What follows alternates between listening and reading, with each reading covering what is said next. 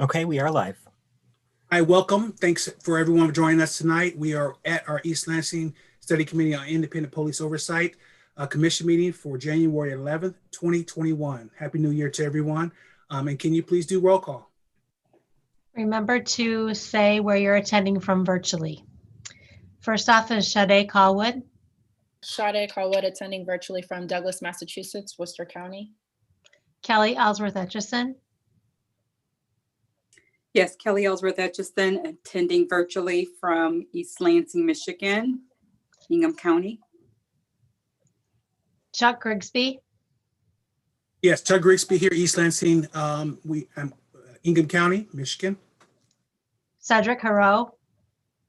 Cedric Haro attending virtually from Mason, Michigan, Ingham County. Helen Josephson. Present, attending virtually from East Lansing, Michigan, Ingham County. Sharon Reed Davis. Present, attended virtually from East Lansing, Michigan. Chris Root. Present, attending from East Lansing, Michigan and Ingham County. Quentin Tyler. Present, attending from Lexington, Kentucky. Eric Williams. I'm here in East Lansing, Ingham County. Ron Bacon. Present, attending from East Lansing, Clinton County. And Noel Garcia informed us that he was unable to attend tonight. Thank you, Diane. We do have quorum, and I'll move to item 1.3, approval of the minutes, which would be 12/14/2020, which seems like so long ago, but I'll be looking for if there's no amendments or edits to the minutes for 12/14/2020 for approval. Moved by Commissioner Josephson, seconded by Commissioner Williams. Is there any discussion on the minutes? All those in favor, please raise your hand. Any opposed? Seeing none, motion passes. And I guess I'll say aye next time as far as your approval, so I apologize for that. All right, we'll move to item 1.4. We have the election of a vice chair nomination. Chuck, And excuse me, you didn't do the approval of the agenda. Oh, I'm sorry. Thank you. Appreciate that. So I'll look for the approval of the agenda that I skipped over at 1.2, which is for tonight.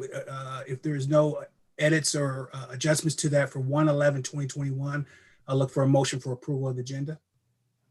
Moved by Commissioner Root and seconded by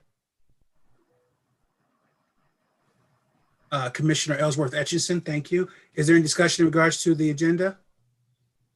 Yes, Commissioner Root. I just wanted to check, one of the things in written communications is the follow-up questions to ELPD that the study committee was going to look at tonight. Is it okay for it to stay where it is in written communications for us to move forward with it there? I believe so, unless someone would like to move it to old business where we have it down there, but I don't see anything wrong with it being where it is in regards to Just thought I'd check. Yeah, I mean, unless anyone has any objections to that, we'll leave it where it is and go from there. I think we're okay. Is there any other more discussion in regards to the agenda? All right, all those in favor, please say aye. Aye. Any opposed? All right, so moved. Sorry about that. Now we are at item 1.4 in regards to the election of the vice chair. And what we'll do and how this will work is we'll just open up for nominations. We'll find out about who's interested in accepting those nominations, and then we'll do a roll call vote in regards to the nominees if they choose to accept their role. So I'll open it up for item 1.4 for nominations for vice chair.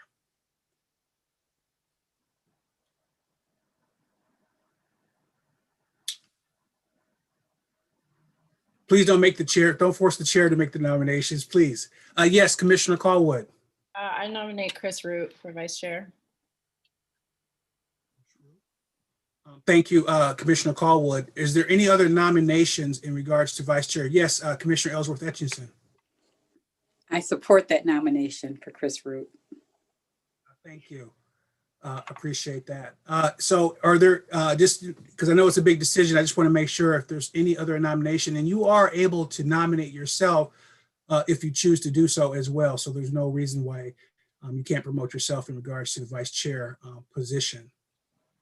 I'll just give it another second or two for you to process that, and then we'll move on. All right. I don't see anyone who wants to do that.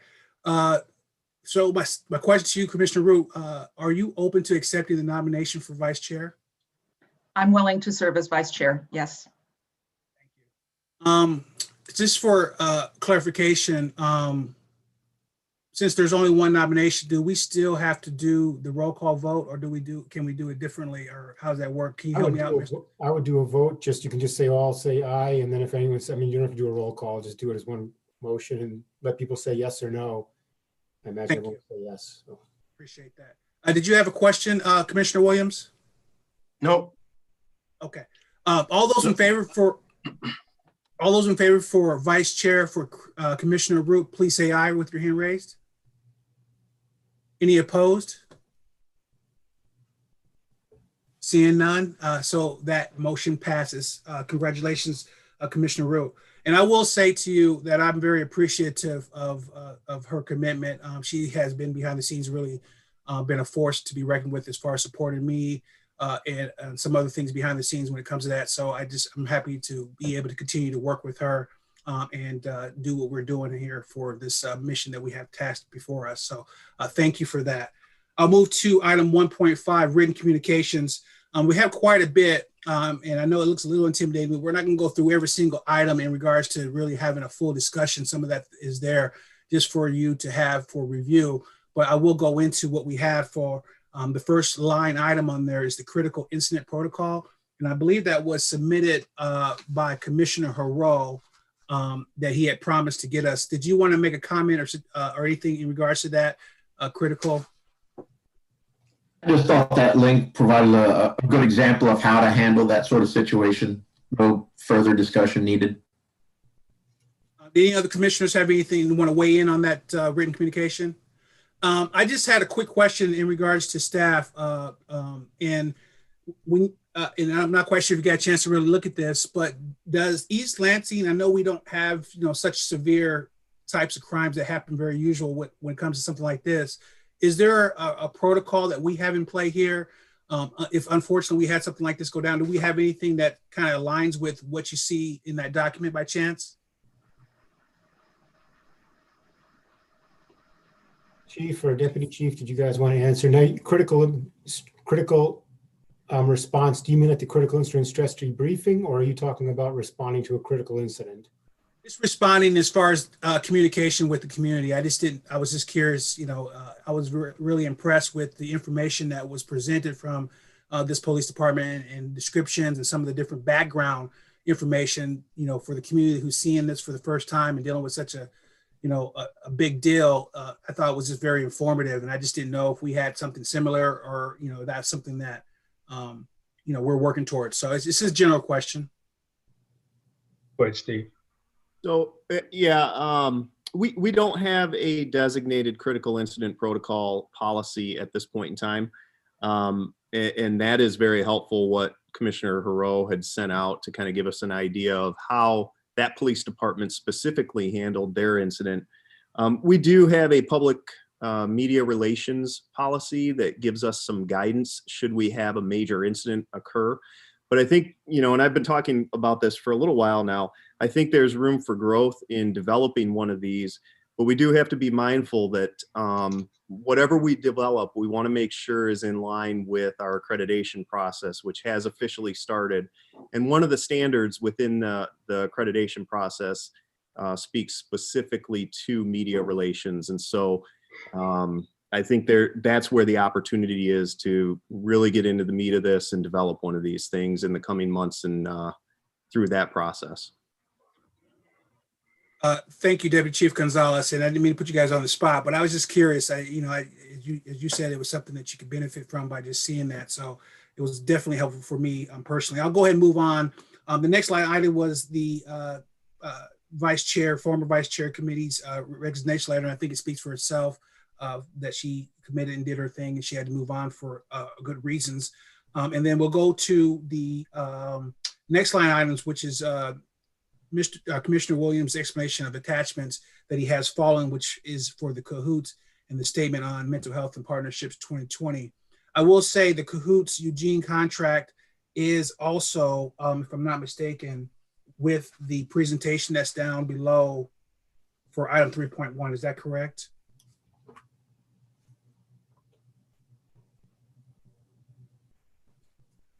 So the CAHOOTS is the information. Dr. Williams or Commissioner Williams, did you want to speak to the written communication that you submitted? I know you have a memo there, but did you want to speak on that or give a brief comment at all? I just lost my I just lost my agenda, but it's basically with some backup material, and the main speaker on this would be Bob Sheehan. I don't think I would have anything to add to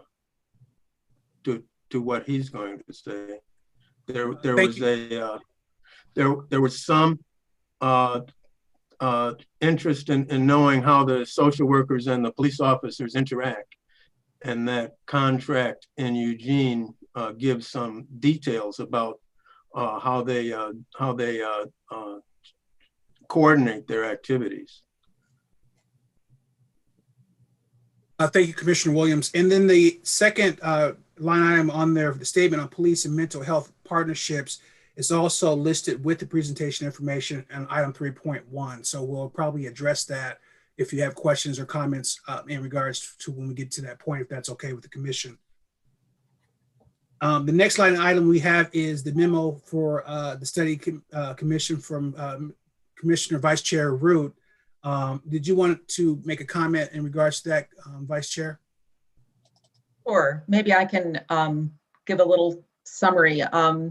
There are 5 items in a row here that I submitted and that are described briefly in the memo. Since there's so much material, I did prepare this cover memo for it. These things are all connected. The follow-up questions come first, which I think people on the study committee will recall that we got some answers to some questions from ELPD following up on their presentations in December, and City Manager Lahanas asked that for any further questions, we get agreement from the group about what we felt was needed to know. And at that point, a decision, Noel made a helpful decision to have the report subcommittee take a look at the questions first, because it has a lot to do with what information is needed for the report. Between our last meeting and a couple of days ago, I spent quite a bit of time working on section 2 of the report in a draft, which is the part about East Lansing. And it really was extremely helpful, as Noel had predicted, to think about the follow-up questions and that draft together. So as I did that, I took the opportunity to add to the follow-up questions a section at the beginning about what the overall rationales were for the question, this various questions. And then for each of the questions, I've noted at what point in the report information would be used. So it really is very organically linked between why one asks for something and how one would use it in terms of our reporting to council.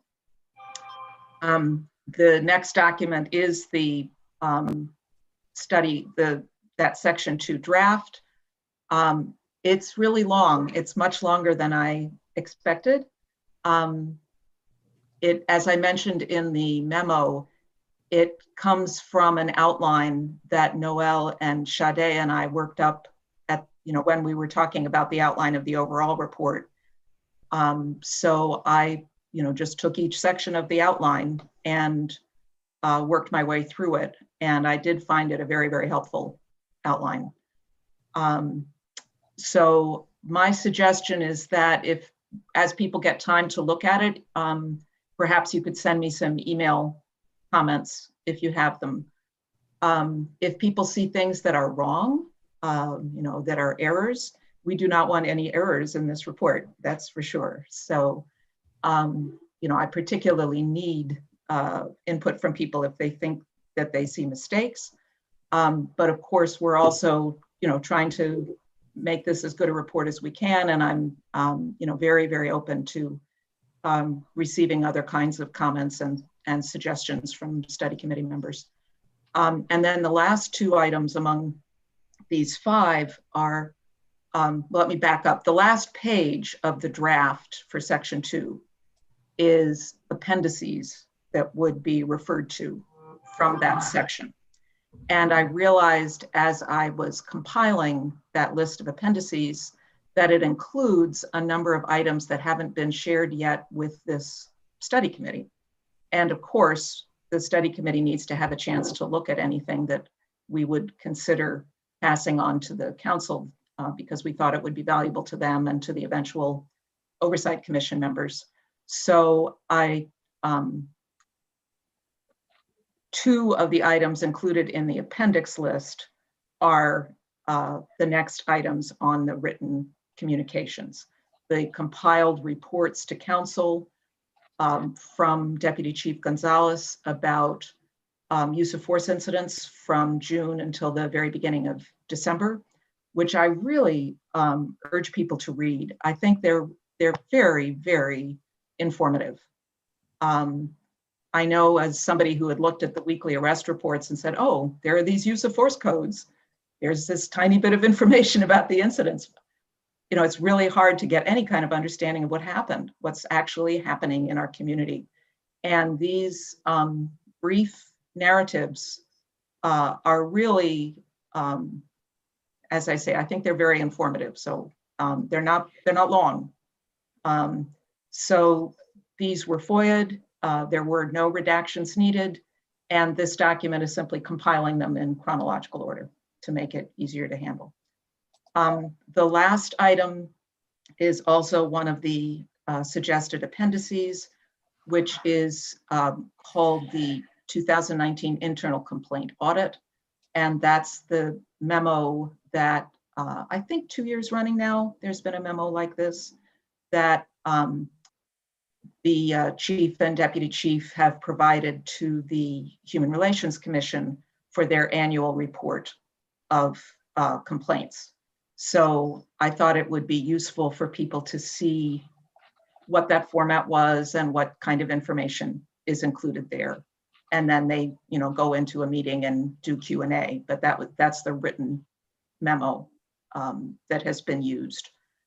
So I thought that was important to make handy for people also. So that's a little overview of all 5 of those items and how they're connected.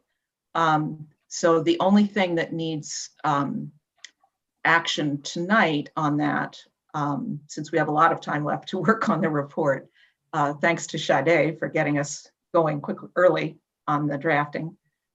So the only thing that needs action tonight is the follow-up questions to the police department. So I'm interested in what people think about those, if you're comfortable with them. Thank you, Vice Chair. So does anyone have any follow-up questions, statements, or responses to the actual item in regards to the follow-up question specifically? It's very well done, comprehensively put together in a way that I think that it's something that we can send forward now and get some great information back in regards to what we're going to be doing in the end result with our recommendations and creating what we're creating as far as this oversight is concerned. Seeing none, we'll go ahead and do that. And I will say this is a great indication of what I was talking about in regards to Vice Chair Root really doing a lot of good work. We know she was doing on our little holiday break in regards to what the work was all about. And I gotta say, some of the information, some of the stuff is really gonna be very informative. I was involved, and Commissioner Tyler was also involved with some of these different things and some of this information through our work in the community. And I still saw it as informative, and it was very helpful for me to kind of really tie a lot of things together. So I highly recommend when you get an opportunity to really go through that. And please take advantage of her offer. If you have any comments, suggestions, or any edits in regards to what you're seeing, please forward that on to her so we can get this thing right in regards to making sure that it's accurate and complete. Yes, Commissioner Ellsworth Etchison. I just have a quick comment about Vice Chair Root. And just to echo what you've already said about her, yes, she was working hard over the holiday weekend.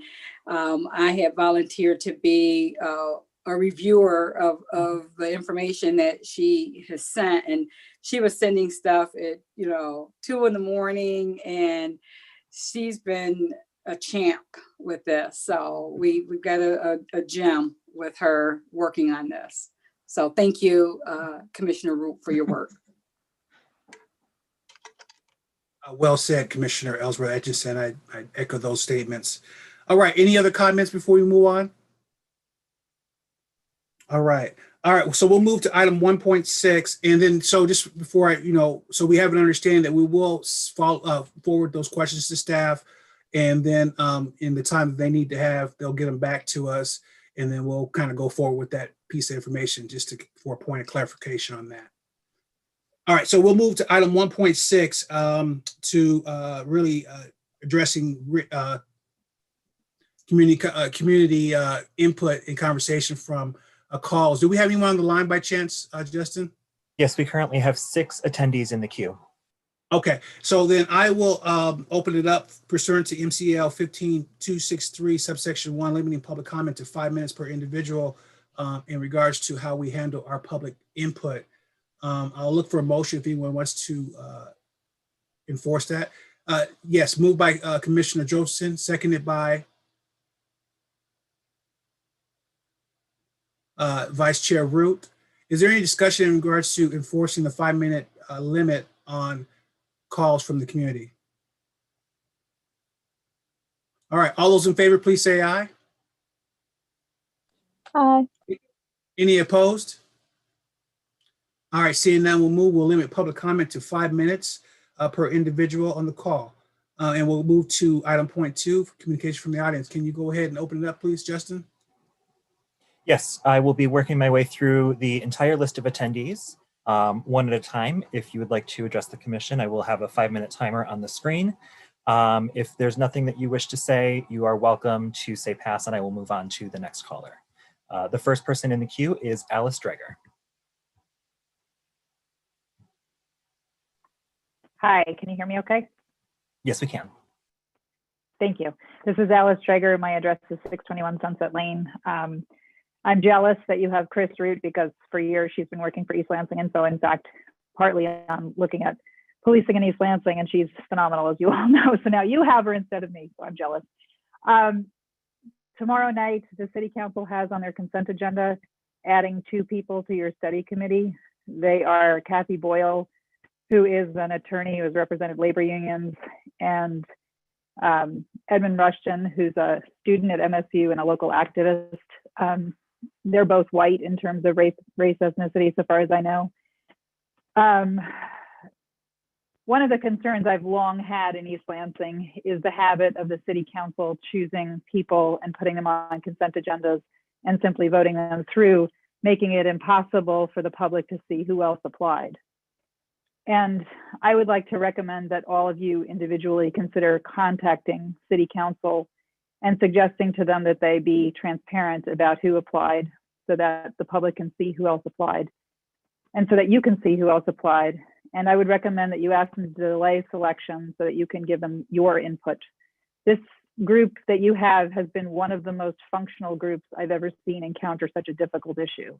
It is extremely rare to see a group function as well as this group is functioning.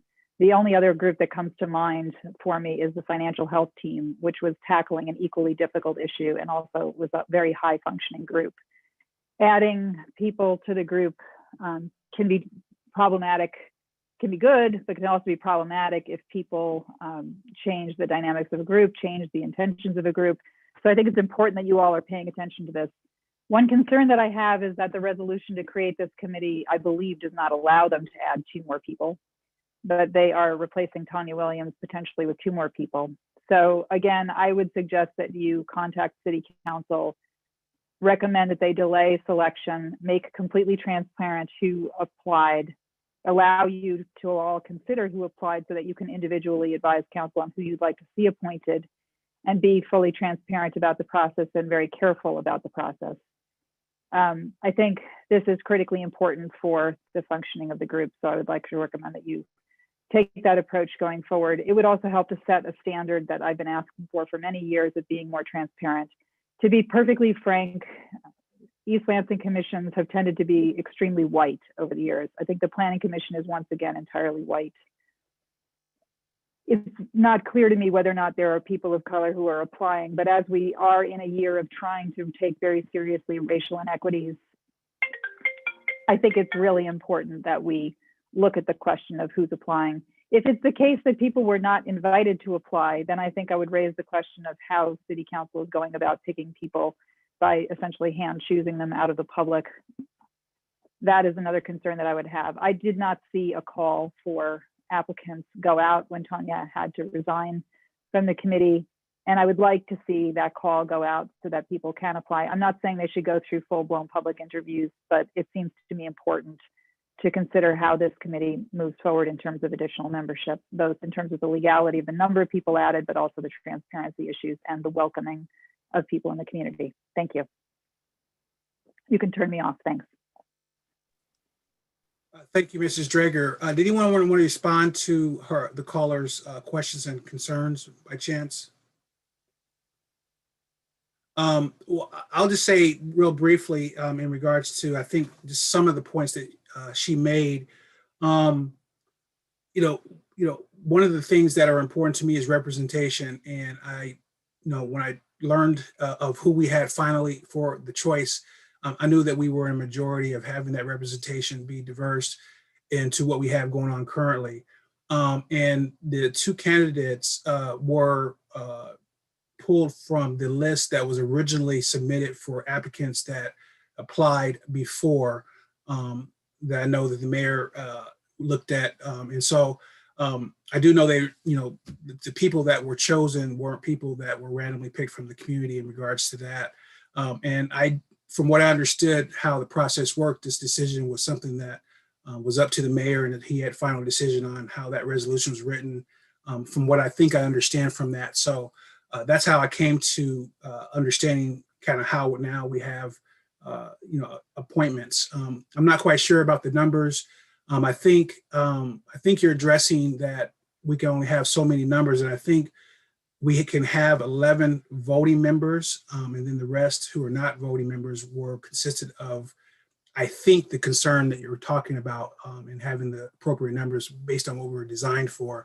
But I could be wrong with that, and I wasn't aware, because this wasn't really ultimately my final decision about kind of how this was going to go in regards to the appointment. So that's what I know, and that's what I'll say to that point there.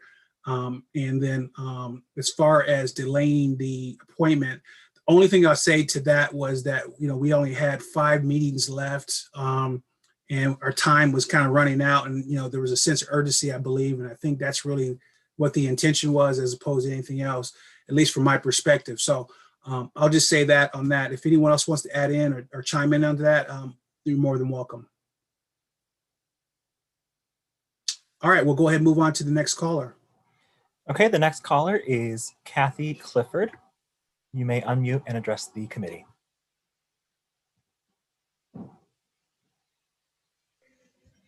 Hello. I thank you for your work, but I passed today. Did you hear me? Okay, thank you. Thank you. Next person I have in the queue is Diamond Daniels. Oh, yes. Hello. Hello. So I just had just a few questions. I'm a reporter with News 10. And so basically, I'm kind of, new to this. It sounds like you guys have been working on, this initiative for quite some time, and bridging the gap between police in the community. So how do you feel their reception so far has been, as far as, you know, among officers and also from the public? And then what have you noticed? Have complaints gone down? Have you noticed any progress thus far? That's pretty much my question.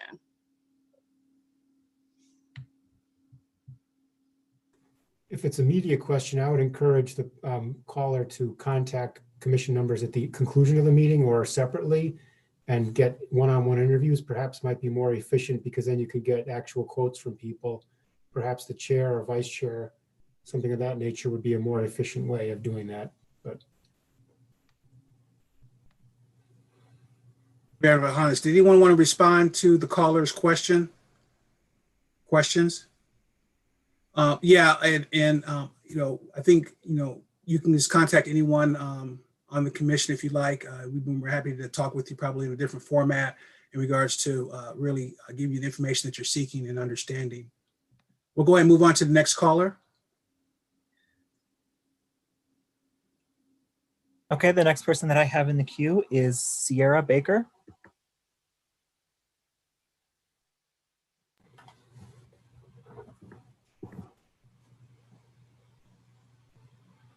Again, Sierra Baker, you may unmute and address the committee.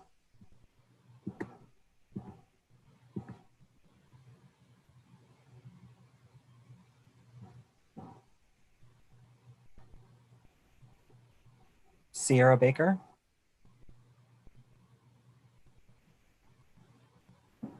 She's muted. Is it *69? *6. *6, but this person is joining through Zoom, so they should just be able to press the button. Okay. I will move on and come back to Sierra in a little bit. The next person I have is also joining through Zoom with the name Terry. Terry, you may unmute to address the committee.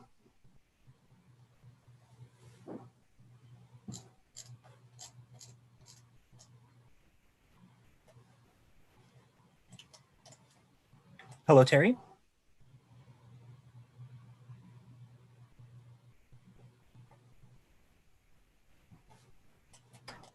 Terry, I can see that you're unmuted, but we are unable to hear you.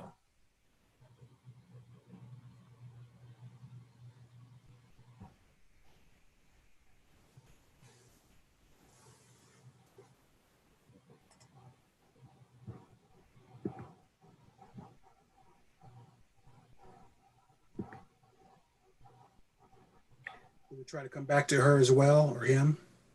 Yes, I'll try to come back to that one as well. All right, I've got a phone number ending in 753. Phone number 753, you may unmute and address the committee.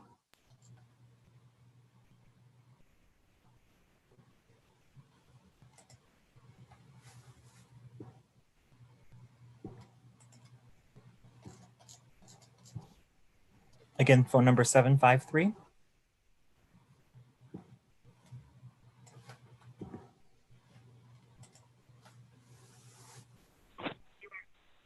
Hello? Hi, yes. Hi.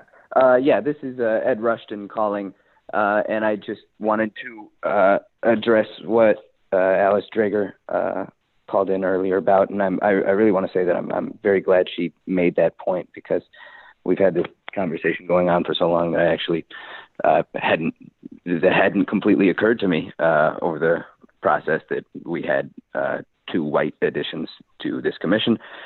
And I just wanted to speak, I suppose, on that and say that I do agree with Alice that really does need to be considered. However, I am with Chuck on the feeling that delaying this much longer is a tough idea for me to process, because I really think we need to be together as a committee as soon as possible to move this along so that we can form an oversight commission in the most efficient and expedient way possible. And I think once that oversight commission is instated, there are going to be a lot of people on this study committee who will be considered for that oversight committee. And I think at that time, absolutely, I would love to have that discussion.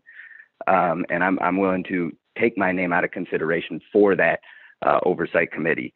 I really care about this discussion and that we can move this along quickly. So, because we don't know the next time we're going to have an Anthony Loggins or Umi Wanagacito, and I would really like something like this to be in place quickly. I don't intend to secure my place on it. I really just, I want that discussion to be had, but I also don't want this committee to be slowed down any more than it already has been.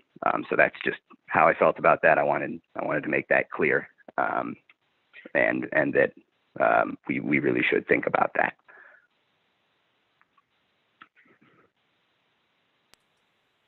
All right, thank you for the call.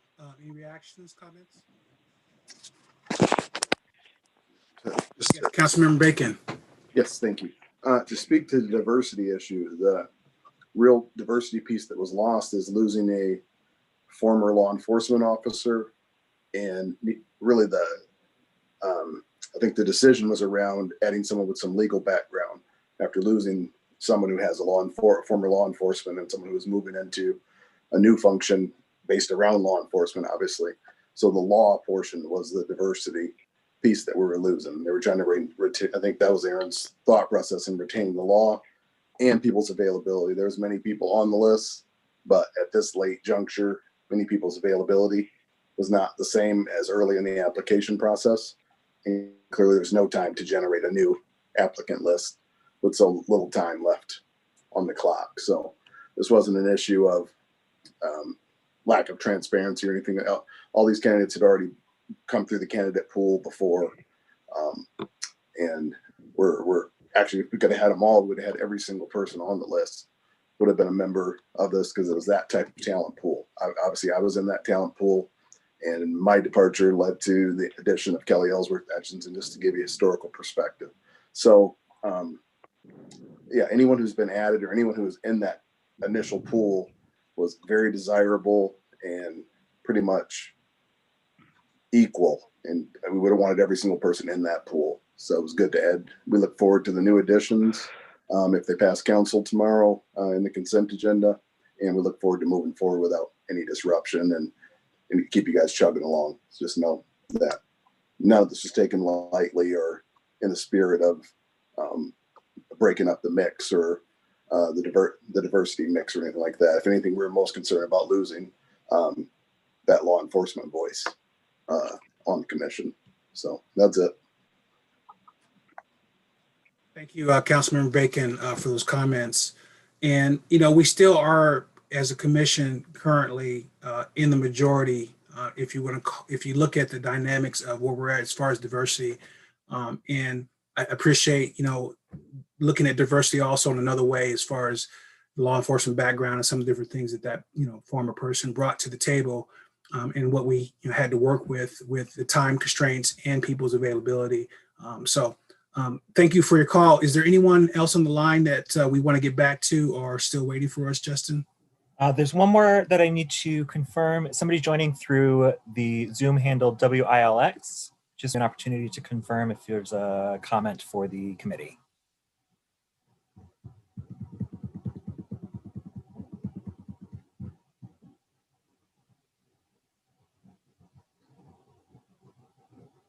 Okay, seeing none.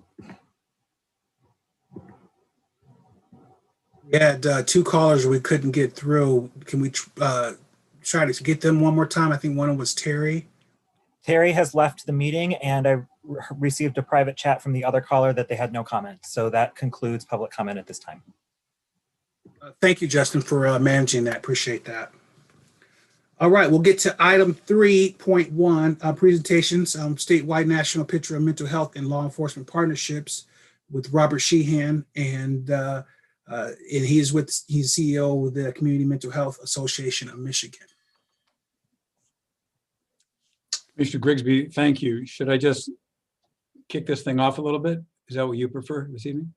Or do you prefer Q&A? What would you prefer? Yes, I'm sorry. Yes, we'll wait to hear what you have to say, so then we can understand what to do with that information. Okay, good. So we appreciate if you just go ahead and lead us Sure. to that.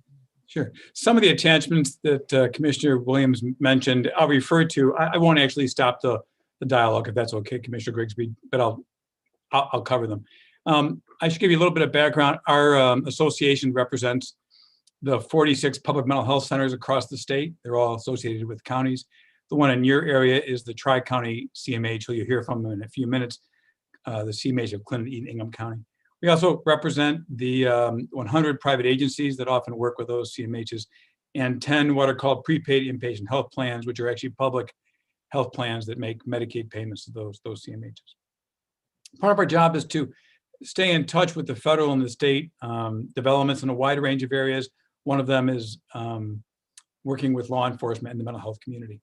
One of the handouts in your packet was a joint letter, a joint statement made by 5 different groups in the state, law enforcement groups plus our association. So, excuse me, Michigan Association of Sheriffs, Association of Chiefs of Police, MyCoals, which I often view as an omnibus training group that's tied to the state police, FOP, and the Prosecutors Association. That statement pointed out that when people around the country are claiming or calling for greater partnerships between law enforcement and mental health, I think sometimes the assumption is there are no partnerships existing currently.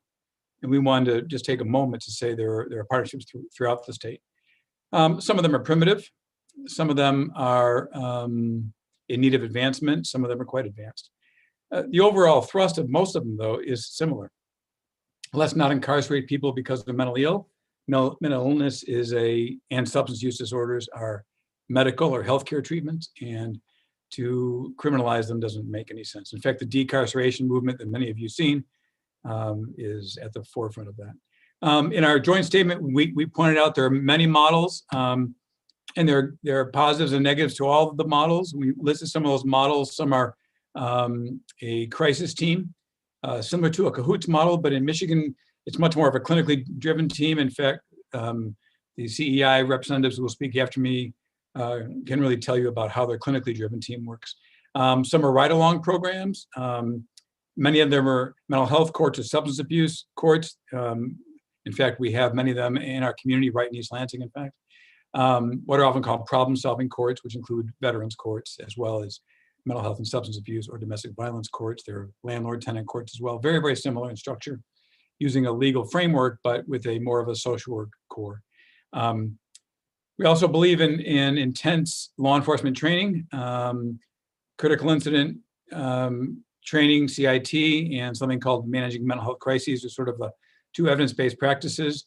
So those are all positive approaches. Our goal as an association, nationwide as well as statewide, is to just continue to promote those, advance them, hope that those groups across the communities will actually share their best practices, what they found as flaws and their advancements. And that's everything from clinical interventions to law enforcement ones to financing of them. So I'll keep my comments short, Commissioner Grigsby, if that's okay.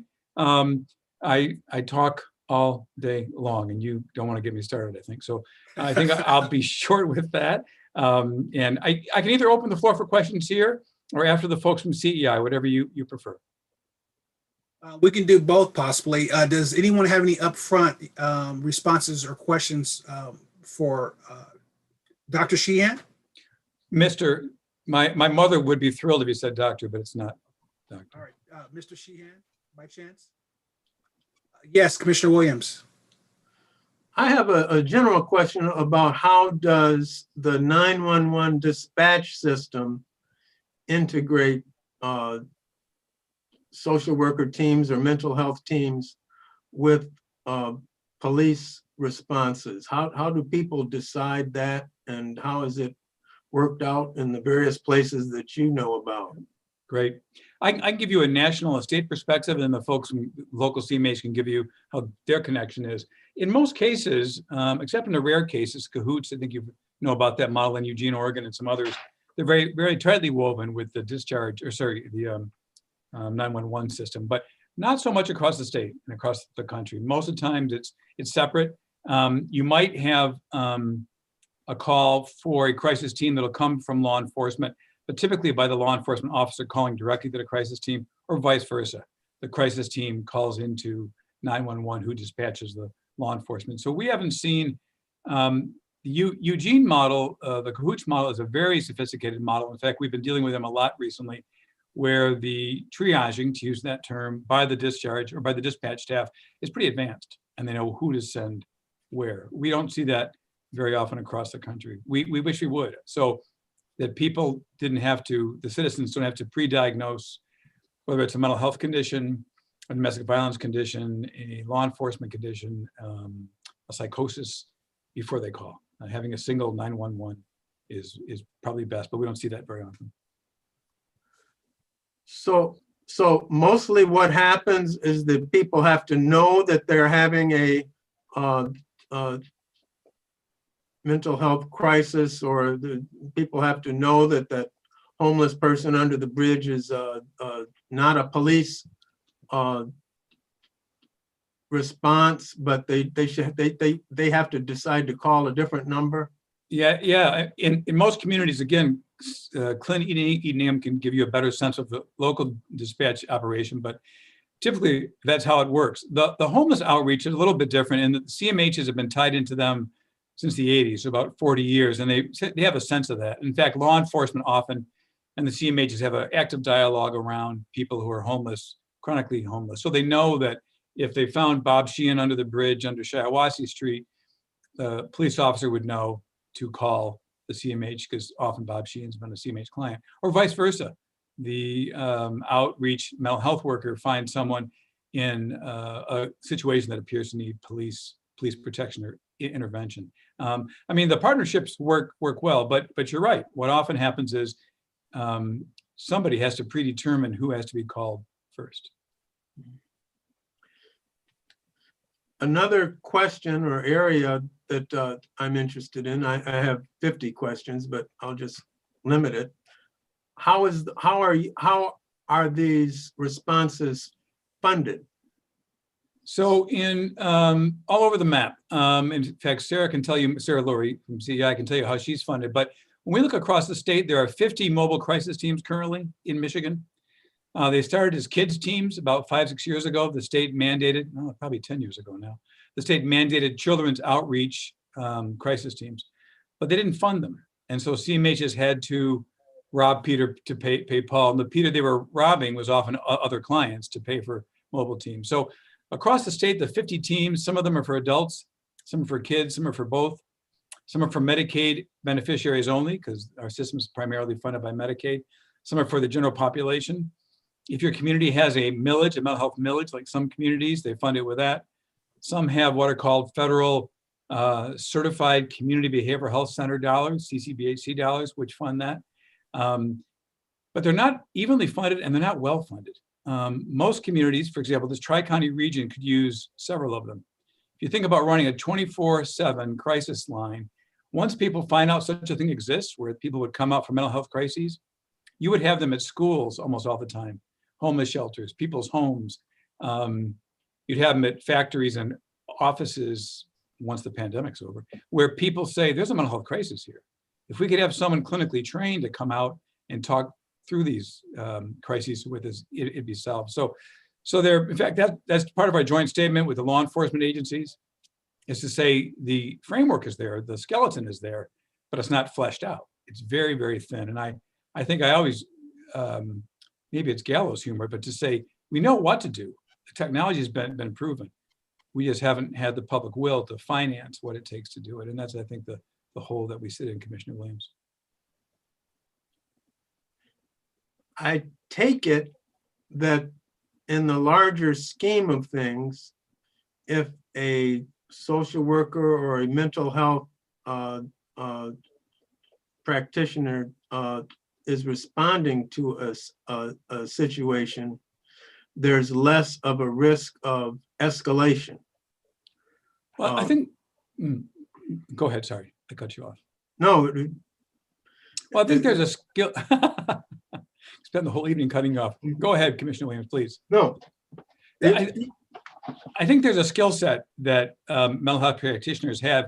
I'm not being critical of police officers. They have, to be blunt, a much wider range of potential situations they're going to encounter. Rarely does a mental health practitioner face a armed client, to use that term, without police protection side by side.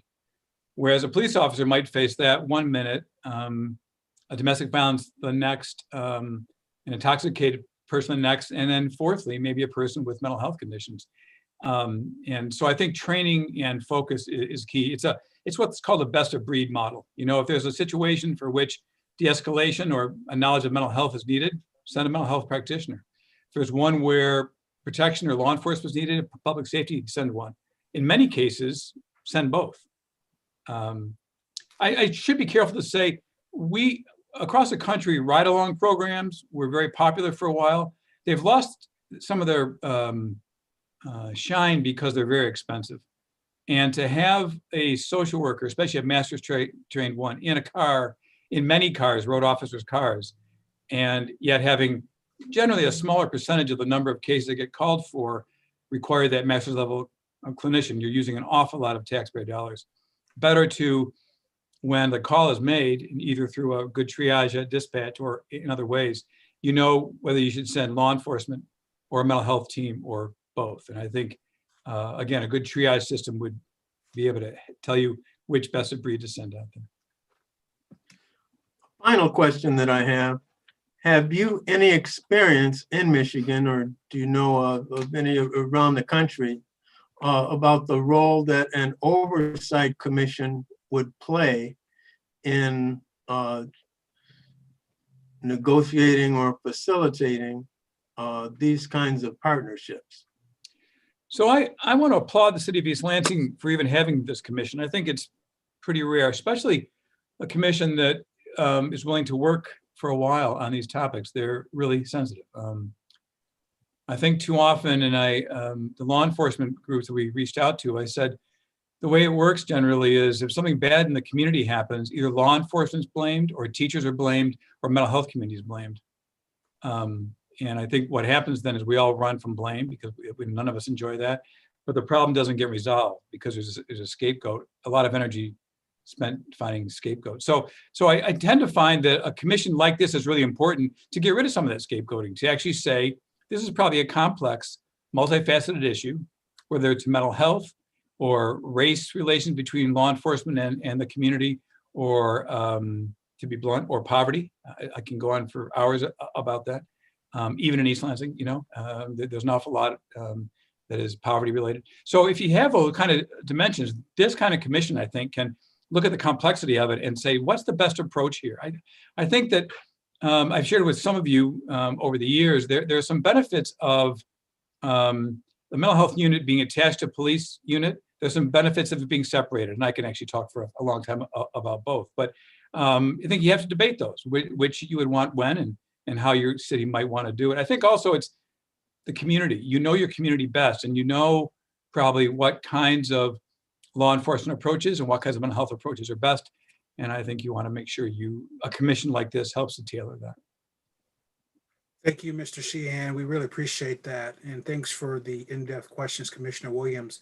I think we'll go ahead and move on. And if you have the opportunity, Mr. Sheehan, to stick with us, that'd be great. If you have to go, we understand and respect that as well. So I'll stay with you. Thanks very much. Thank you. All right, we'll move on to item 3.2, CMHA. We'll have presentation from Sara, Lurie, Wenda Bagley, and it looks like Shanna will be giving us some information. Hi, good evening. I'm Sara Lurie, Chief Executive Officer of Community Mental Health Authority of Clinton, Eaton, and Ingham counties. And I do have with me today also Gwenda Summers, who is our Director of Families Forward. So that's the children's unit at Community Mental Health, and then Shauna Badgley, who's the Director of Adult Mental Health Services. So we are very happy to be here to be part of this discussion and to share some information with you. We'd like to give you just a real brief update on our services with a special focus on crisis services for youth and for adults. Share a little bit about current collaboration with local law enforcement agencies, and discuss some perhaps future opportunities. So we did prepare a little bit of a PowerPoint, so I'll be using that as we go along. I think you have a copy of that, and you do have a copy in the handouts of our services brochure, so you could at your leisure get an idea of the scope of the services that we provide. But I'm ready for the first slide. So we are the public behavioral health provider, as Bob mentioned, for Clinton, Eaton, and Ingham counties. So we provide safety net services for the uninsured and a wide array of crisis services and specialty services. We adhere to and have embraced the Certified Community Behavioral Health Clinic model. That's a federal model that provides a really nice comprehensive set of services and has an important focus on healthcare integration, care coordination, and access to services, especially access to people who are in need of those specialty behavioral health services. So we provide crisis services, the specialty mental health services for adults with severe mental illness, youth with serious emotional disturbance, children and adults with intellectual and developmental disabilities, and we also provide substance use disorder services. Next slide, please. Just wanted to give you a scope of the numbers of services we provide across the Tri-County area. So we have a large service area. We provide a lot of direct service and probably provide services tucked away in your communities that you may have had no idea exist, because we cast a very wide net across the area, providing a lot of vital services. So you can see in fiscal year 19, I apologize, our numbers for fiscal year 20 aren't solid yet, so I'm sharing these. We served 13,207 individuals or families across the Tri-County area. You can see our largest amount are from Ingham County, some 9,240, and large amount of adults, 9,681, and a lot of children and families, 3,526. I'm going to turn it over now to Gwenda Summers, our Director of Families Forward, to share some additional data. Hi there. So you can see from our figures here that we see about 4,000 people just through our crisis services. So we are serving a large bulk of people. You can see that broken down by youth and adults. And you can see that number in general increasing quite substantially over the last couple of years. Next slide, please. You know, we take a broad approach when it comes to crisis services, and really for youth, we have three main focus areas.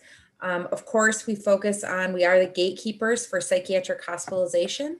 And so we focus on those pre-screens for psychiatric hospitalization, but more importantly, we focus on crisis intervention and de-escalation of the situation, and equipping folks with healthy coping strategies, including families, and really urgent linkage to services, which is critically important when people are in crisis. That's when they are asking for help, and that's when they're most ready to receive help. We have a 24/7 walk-in clinic, a crisis services that's open 24/7. And we also have another location that sees kids additionally in the day, as well as in the evening. Most notably is to this presentation are our mobile crisis teams. As Bob referenced, there was a push several years ago to create mobile crisis teams in the community. We have for the last probably 4 years had an active mobile crisis team for youth during high volume times. And that's 10 a.m. to 10 p.m. during the week. And we're looking to add some weekend times to that as well. Really, our mobile crisis teams deploy primarily to family homes, although we'll also go to other community locations, emergency rooms, and have deployed as appropriate to schools when that made sense.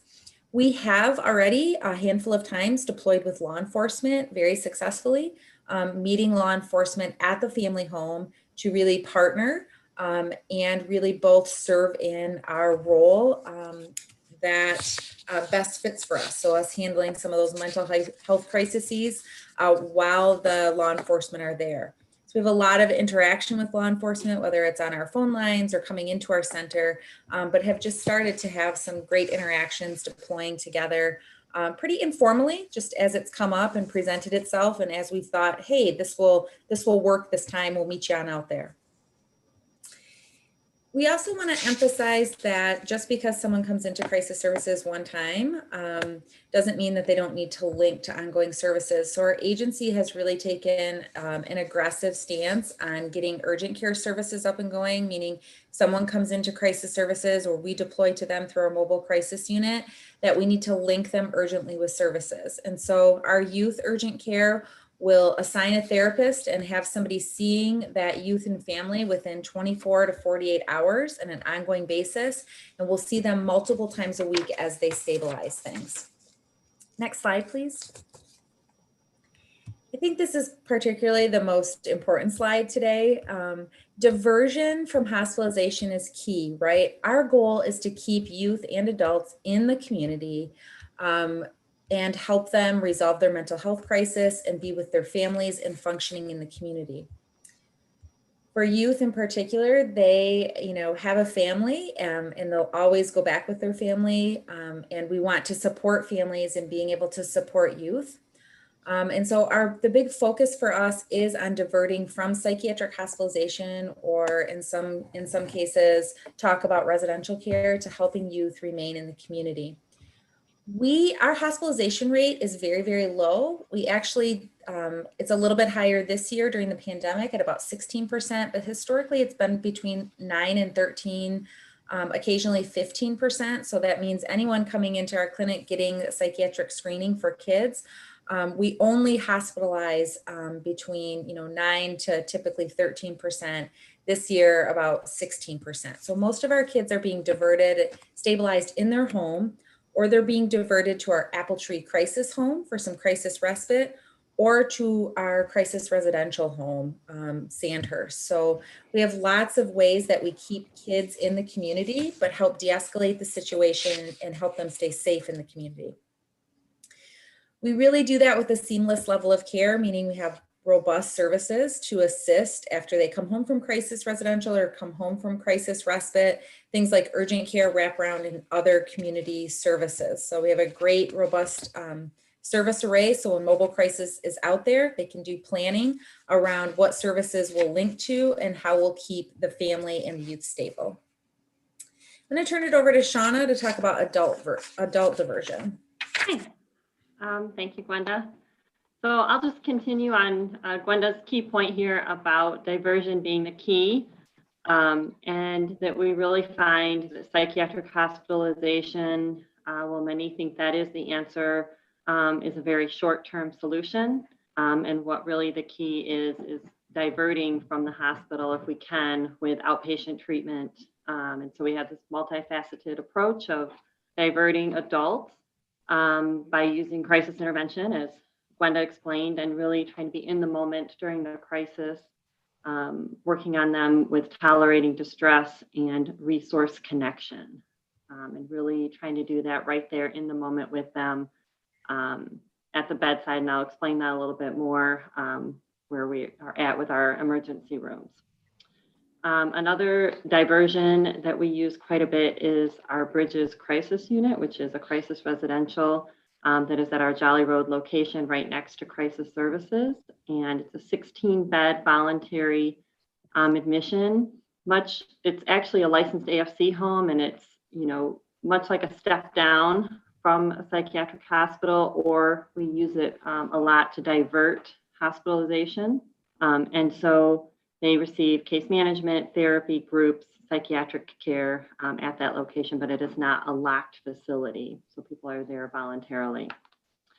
Average length of stay there is 7 to 10 days. We also utilize what Gwenda described as urgent care services, and this is just very short term, but but intensive case management therapy and linkage to services. We really are following up with people multiple times per week, trying to provide that intervention, not just like a weekly therapy appointment, but really providing more intensive services to resolve the crisis and then help people connect to what they really need for long-term treatment for their mental health disorder. And then partial hospitalization is something that is on the rise a bit, again, becoming more popular. It's a daytime service, usually around 9 to 3, Monday through Friday, where they're receiving these types of services. There's about 3 of these in our community, and we are utilizing them a little bit more this year, I think, than we have in past years. And it is a great way to divert from the psychiatric hospital and provide some intensive outpatient treatment. I will say we had about over 1,600 pre-screens, which I'll explain a little bit more about that in a moment. And we're diverting about 45% of those in 2020. And that's probably a little down from 2019, but I think we had more hospitalizations during the pandemic and more mental health crises. Go to the next slide, please. So 3 main things happen at our Jolly Road Crisis Services. We are doing a pre-screen for the hospital. So this is where someone will app insert, what we call it, or petition somebody who needs person requiring treatment. A PRT is kind of what the police world sometimes know that as. And so we are the pre-screening unit for that for Medicaid dollars. And so we work with our master's level therapists and PhD psychologists to determine if they would receive a certification to go to a psychiatric facility. So sometimes that can be kind of a yes or a no. And then we really need to provide that intervention where it would be done in the urgent care that we described. And then we also have started to do what Bob was talking about, which is mobile, adult mobile. So this is probably something that was starting to really pick up some momentum late 2019 and early 2020. And of course, we lost a bit of our momentum with COVID, but we really want to focus on partnering with some local police departments, and we have some of that set up to fully restart that hopefully in early 2021. But it's working with shelters, working with CIT officers and other mobile response in the community. And so what I'm describing is at our 24/7 location at 812 East Jolly Road. I'm going to talk a little bit more about what we have at McLaren Emergency Room. We have 12 hours a day, 7 days a week, embedded in the McLaren Emergency Room, a mental health therapist. Works right side by side with the ED staff. And then our mobile and urgent care staff are 10 a.m. to 10 p.m. Monday through Friday and Saturday from 10 to 6. Next slide, please. And then also located at Jolly Road location is our recovery center, which is our 24/7 subacute medically managed detox center. And so that is actually under our SUD department, but they are really great at helping to manage just a 3 to 5 day medical detox. They have a psychiatrist that they work with. They have 24/7 nursing, and they do get therapy and other case management services while they're there. And then we're really working on a increased telehealth response to Sparrow ED, as well as our other emergency departments in Clinton and Eaton counties. I think there's some great things that have come through the pandemic that we may keep, that are a little more efficient and help us work well with our community partners. And then just that crisis services mental health therapist embedded at the McLaren ED is really an extended part of our team. I think it decreases, the traffic back and forth for medical clearance and psychiatric placement, and having that person there has just been really great. When the person comes in, kind of Old ways were to have the doctor say, oh, we have someone who's suicidal or exhibiting, mental health symptoms. We're going to app insert them and, get them to the hospital. Whereas our therapist is right there and really helping to intervene and determine what is needed. She can do a pre-screen, she can do urgent care, she can do crisis intervention, and she can help link people to resources. So whatever is needed in the moment, I think that has been a great model and worked well in that.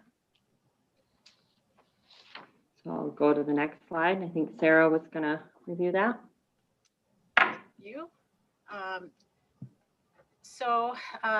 Related to the collaboration that we have, in addition to what Shauna and Gwenda have talked about, we've been really involved in the crisis intervention team training that has happened across the Tri-County area.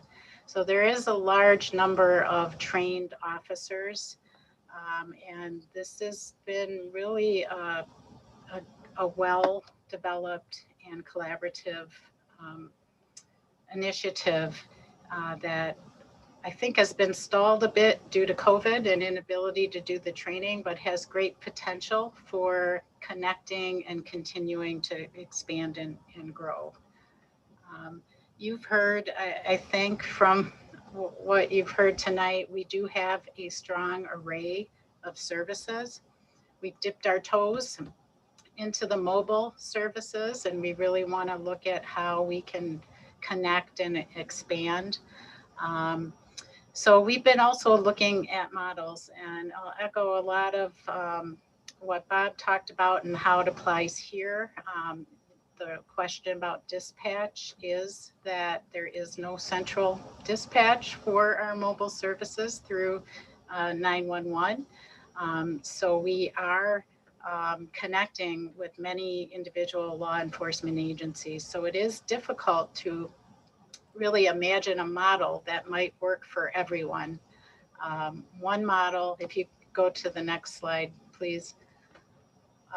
One model that we've looked at is the Harris County, Texas model. It's a model that I think attracted us because it uses technology. It puts kind of an iPad into the hands of CIT trained officers who can have access to our staff immediately for triage purposes, and then would allow us to kind of direct, do we send our mobile crisis out there? Do we have somebody brought into our walk-in?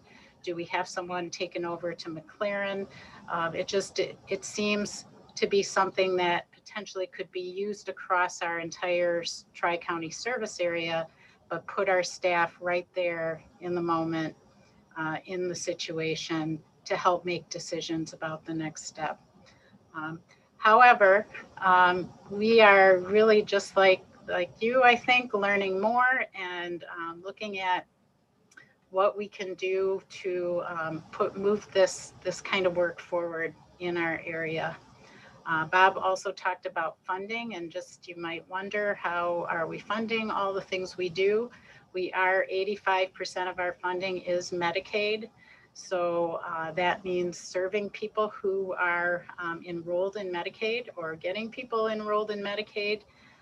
And we have a patchwork of funding that we've put together that allows us to serve people who are uninsured, underinsured, or even who are commercially insured, but the commercial insurance plan will not cover the specialty services that they need.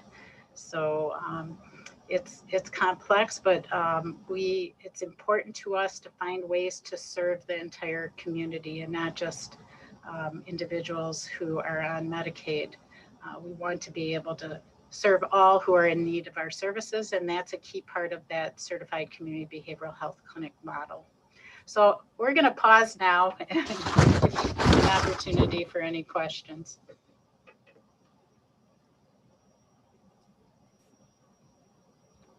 Thank you, ladies. Does any of the commissioners have any questions? Yes, Commissioner Ellsworth Etchison.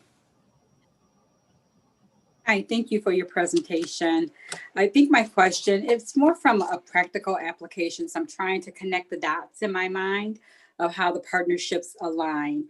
And so I can see how this would work really in the referral aspect, where someone is arrested, and then they're referred to your services. I used to do some work on the youth side with Mike Botke, so I'm very familiar with the courts program that's out there. One of the things I'm thinking of, though, from a practical application, there's a police stop, a traffic stop, or there's some kind of call and the police gets called there. There's not the ride-along program that was spoke of earlier because of cost. So there's not that mental health professional there to guide that officer if that person is displaying some type of aggressive tendencies, but it's because of some sort of mental health condition that they have. I'm trying to connect the dots of, I heard that there's some training that the officers and some of these partnerships, and I guess I would want to understand, like, what are some of the signs that the officers are being trained to look for? Because right in the heat of that moment, the heat of that exchange, and they're not trained mental health professionals, right? How are they going to now identify that this person is in crisis? And it's not that they're trying to be resisting arrest or any of that and so I'm just trying to, in my mind, connect these dots from a practical application. So that's a great question. Really glad you asked that. I think it really speaks to the crisis intervention team training, which is a 40-hour curriculum. And I'm gonna maybe ask Shauna to talk for a minute because she's been a trainer with that program, and she can probably share some details of what they cover. Yeah, it is a good question, and I think it has to do definitely with education, of the officers and having them look for signs and symptoms of different things, really training them on when PRT, person requiring treatment, is needed, and when other interventions might work better. I think in terms of the CIT model, I mean, they're learning a lot of, like you said, education and how to recognize on the ground. But what I really like about the Harris model that we've been looking at is having that telehealth or iPad to connect right to a mental health provider. Like once the officer who is CIT trained sees that there is these signs and symptoms, then how can he get them connected? Oh, here's the device, let's connect to your mental health professional right here. And that seems, it seems to be in a more efficient way, for time, effort, energy, cost, a lot of different resources. So, I mean, I would say definitely the CIT training is really great at helping officers recognize, and then when they see it in the field, then they have to have that next step to connect. Yeah, and it really does involve the need for good de-escalation, no matter what, of the situation. And so a good part of that curriculum is doing scenarios, role-playing scenarios, and acting them out that actually involve people who are in the midst of a mental health crisis and what they might expect to see. Thank you. Councilmember Bacon. Kind of what percentage or volume kind of comes directly from law enforcement, and then what are typical alternative ways that you kind of where people would come to you? And then it's I got 3, so that's one. I mean, probably I'm the best person to answer that. I in terms of percentage for law enforcement that come to us, I'm not sure if I have an exact number on that. Approximate, it's fine. I would say 25, maybe percent, 30% maybe. But we, it's really them. I think when the officers encounter someone who's struggling like that and they need to transport them to us, oftentimes there maybe isn't, oftentimes people are saying, oh, that's jail diversion.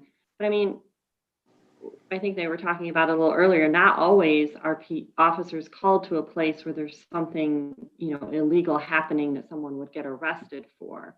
Oftentimes they're called to just emergent situations that may or may not, be safe or have safety issues or, domestic that Bob talked about. So, I mean, oftentimes they're bringing people who just, they came upon the situation, they were dispatched there to address the situation, weigh out all the pros and cons, and then get the person to us. So, I mean, we do have that, and we receive those people, and we try to send the officer on their way as quickly as possible to get them back in the community. So I would say about 25 to 30% of the time, that's what's going on. The officers also do work with the EDs, and when there is something medical or, you know, something more that they need to have addressed, they go directly to the ED department as well. Now, and does the CIT trained officer have the ability to, based on questions or kind of your CIT process, triage? Or is that triage under consult from you guys? Like, this person, based on this set of questions that I've asked, this person's escalated, is at this level, needs to be inpatient, yada, yada. Does that all fall on the CIT training, or does that fall in consult with you guys? Both. I would say both. The CIT training allows them to understand, like, if somebody made a comment about, I want to commit suicide, or they're saying things that are psychotic, they're not able to take care of themselves, and the officer would be kind of have that frontline knowledge, and then they would write what they witnessed on a petition that then would be reviewed by a doctor or a mental health professional. So the mental health professional, psychologist or psychiatrist, would actually make the certification that would put them in the hospital. But the officer would make the recommendation that, hey, I witnessed this. This was said to me, and I'm asking that this person be pre-screened based on what I saw. Last question. As far as you guys being Medicaid funded with the telehealth portion, is the ability to use telehealth permanent, or is that falling under kind of the COVID directives? We have the same issues in healthcare that I sit in, or is that a permanent function of telehealth? You're going to be able to use that permanently, or is that going to go away outside? That may be a Sarah Bob question answer.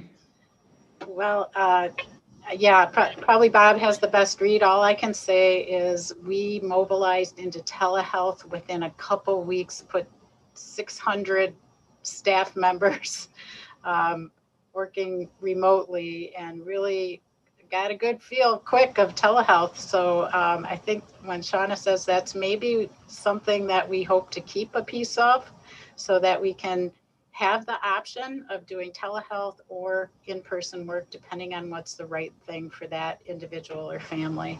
I think that's a big deal. We hope it sticks around. Yeah, and with the tablet function and that thing, that sounds like a really good option for that mobile partnership. Just curious. Commissioner Bacon, if you don't mind if I add, we've actually formed a telehealth resource center to make sure it sticks around, not only for Medicaid, but for commercial insurance. We're also trying to expand it. For example, imagine the iPad thing is working and talking to you while spending time talking to a police officer. That's an important function. We're working on ways where that can be paid for as well. You don't have to actually have the client or patient, because sometimes consultation, right, by a primary care physician, a teacher, or a police officer is what's needed. Right. So we're working on that for telehealth as well. That's great. I'd love an update on that in the future for other functions if you have a chance. Keep me in the loop on that. It's really cool. We're excited about it. Thank you. Thank you, Councilmember Bacon. Do any other commissioners or staff have any questions for the presenters? Yes, Commissioner Harrell. So from an accountability standpoint, right, I think we're talking about all of this stuff because the question is, what can we do up front that might avoid any problems occurring down the line, right? And so in that context, I'm thinking of what, officers sometimes refer to as frequent flyers, right? Individuals who they have consistent contact with over these things, whether those are domestic violence or family issues or homelessness or things like that. So I was curious as to what level of integration, if any, there is, for example, to provide these sorts of services for people who are spending some time in, the Ingham County Jail, for example.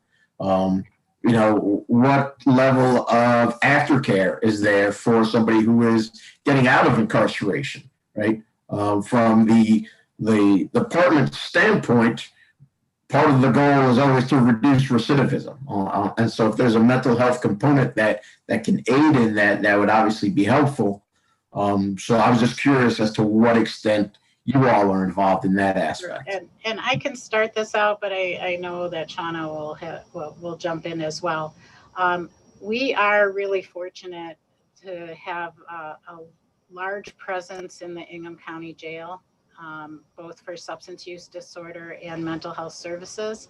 And really for mental health services, thanks to the Ingham County Public Safety Millage, they've really expanded what we can do there.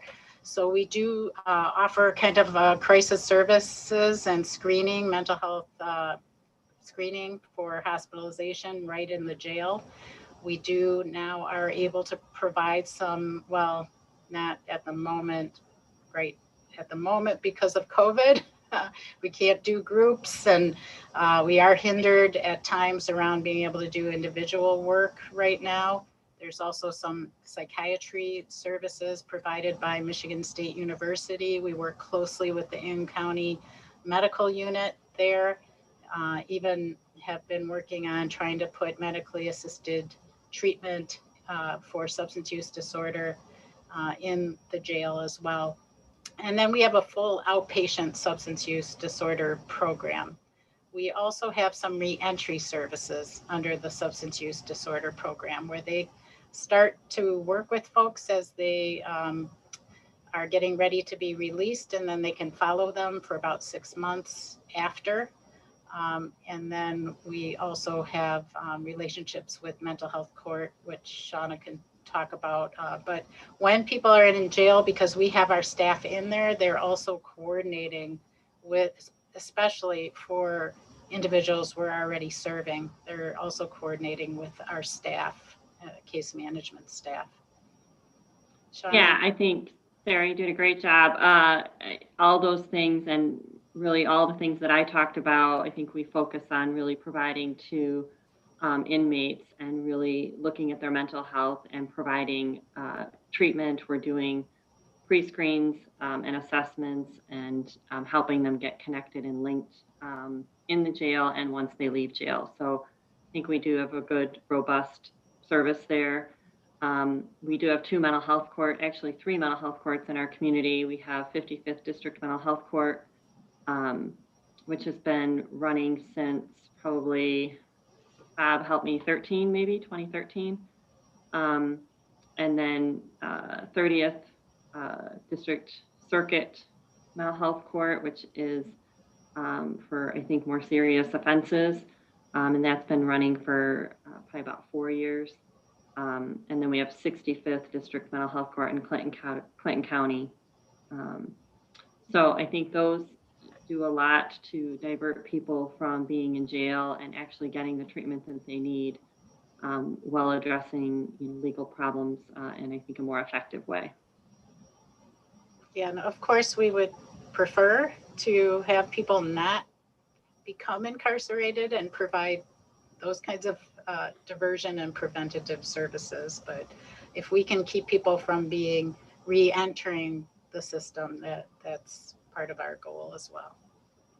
Yeah, and I think I'll just say I ran the 55th District Mental Health Court, several years ago, and now that's passed on. But working with Judge Boyd and Denise Wells, and I think one of the things I really recognize, and I hope to use those skills as we build, off the Harris model or one of the other models to work more effectively in the community with police, is that mental health professionals and legal professionals think very differently. And I really have enjoyed trying to figure out how we see things alike and how we appreciate each other's differences. And it is a dance and it is an art, but I think we've done it successfully, and we need to use what we've learned and do that in some of these other areas. Thank you. Are there any other questions for the presenters while we still have them? Yes, Chief Johnson. Good evening. Thank you. Thank you for your presentation. I appreciate that. I'm the police chief at East Lansing, and I just want to let you know that we we are in the process of working on regionalization of our CITs in the area. We have found that we have maybe a handful of CIT trained officers right now, but in the whole greater Lansing area, we have a lot more CIT trained officers that we're working on how we're going to do this multi-jurisdictional team where we could be able to call other CIT officers from other jurisdictions to come in and help us deal with this particular situation. As you know, as we know, it's a 40-hour course, and with COVID and everything like that, we have not been able to continue some of this training to get all of our officers trained in it. But we think this regionalization is going to be a great opportunity for us to still deal with some of these issues that we're dealing with CIT trained officers, but they may not be wearing a police East Lansing uniform. They may be wearing a Lansing uniform, or Michigan State University police uniform, or a county uniform. So we're spearheading that, and we got buy-in from the agencies we've already contacted. So we're excited about that piece. So more to come in the future, but I just want to give you guys a heads up on what we're working out at East Lansing right now. Great. Looking forward to that collaboration. Yeah. Thank you, Chief Johnson. And I think we will wrap it up unless someone has some questions they didn't get to or thoughts that they had in regards to the presentation. Yes, Commissioner Williams. I have a question about the 911 system. Is that something that you are not enthusiastic about playing a role in the who gets sent out on calls? I recall, for example, the Laquan McDaniel case in Chicago, a man with undergoing a breakdown, walking down the street, and police officers showed up, didn't know how to handle it, and he winds up within seconds being shot because he had a knife, and it escalated. Escalation happens instantly almost. If a different kind of professional had shown up on that scene, it might not have happened. And it seems to me that the 911 dispatcher, since it's a universal number that everybody knows, would be key to sending out an appropriate responder that might take away the occasion for escalation. So, but I get the sense that you're working around the 911 system in Ingham, Eaton, and Clinton County. I wouldn't say that we're not opposed to it at all, or I think we're working within its current system using the services that we currently have. I think when I think about the changes that would need to be made across the Tri-County area, I think we just haven't felt like there is a model there yet in particular. And once there is an idea of a model, 911 dispatch would have to be very carefully trained in making those decisions. And Bob's talked about the CAHOOTS model. It is very complex. Those are big decisions to make in terms of who's going out first. And it would require, I think, a model and good training. Not that we're against it by any means. It would certainly be the most efficient way of deploying sometime in the future. Let me add to Sarah's comments too, Commissioner Williams. I think not only the model, but unless you have, universal 24/7 coverage, when you call 911, they'll say, we would send you a crisis team. However, let me think, their hours stop at 10. I mean, I hate to say it comes down to money, but it comes down to money. I think the advantage that you have a former East Lansing resident who now hangs out at the Capitol as the governor. The more she can hear that a universal mobile crisis team system statewide in every community is a public utility that will be financed by the state, whether you're on Medicaid or not, I think then the tie-in to 911 would be much easier. I think that's what holds it up now. as Sarah said, the clinical model, but also the fragmentation of financing, what feels fragile. I mean, you hear these three leaders from CEI, they're holding it together with tape and baling wire. And I think the concern that I always have is if you get people used to 911 and then that thing falls apart, you've now got a, I think there's a moral problem having people call a number for which you can't respond. So we would really, I can't come to a meeting like this without asking you to help lobby on behalf of financing for the public system. So I know Commissioner Grigsby and George Lahanas didn't ask me to do this, but I can't help myself. Well, could I just jump in a second, Chair? Please go ahead. Yeah, I just wanted to say that I'm a big supporter of the public mental health system. I came from the public mental health system at the beginning of my career, worked for Shiawassee County, worked for Eastern Upper Peninsula Mental Health Board, and I'm a big supporter of the work that they do. Also, it helped influence us in adding social workers on staff so that we could have broad coverage ourselves. I know it's not a replacement for the public mental health system, but thinking of it as our own responders who can assist police and that are immediately available. And we intend to have, in the way the chief is scheduling it, we intend to have, that MSW level social worker available. I don't know if it's about 60 hours per week, 70 hours per week during key times throughout the week. So hopefully we will be able to supplement with our own staffing and have that embedded with the police department.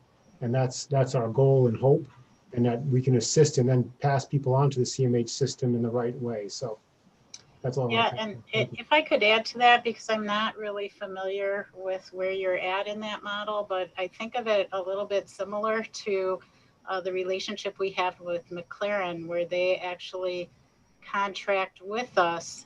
We hire, train, support the social worker who works in their operation, but has great knowledge and access to making the connections back to our services. So I don't know if that's something that we have social workers already on staff, but we would be happy to have any sort of collaboration, close connection, partnerships that we could encourage with the public system. I think that's great. Yeah, we would want to make those connections for sure. Yeah, that would be very strong, very strong. I think we're going to go ahead and wrap up this section of our agenda. I just really want to thank Shana, Sara, Bob, and Gwenda. We really appreciate the information, your expertise, and most importantly, your time tonight. We all benefited from that, and we just appreciate you coming in. Thank you. Thanks for having us. Thank you. Thank you so much. Take care.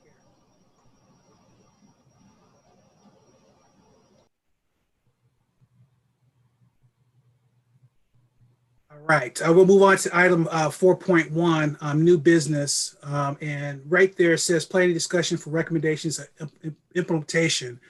And I guess really what I'm talking about in regards to that title is just really talking about our recommendation process and getting from having these in-depth discussions and presentations and having these drafts and reports that we're working on get transitioned over into decisions. And, it's really important, especially on the second half of where we're at. Ultimately, we only have, at least scheduled right now, about 5 meetings left outside this, with a couple of presentations with some of those meetings that I think are still beneficial for our time and topics. So I really wanted to, I was talking with Commissioner Callwood and Vice Chair Root and Commissioner Williams,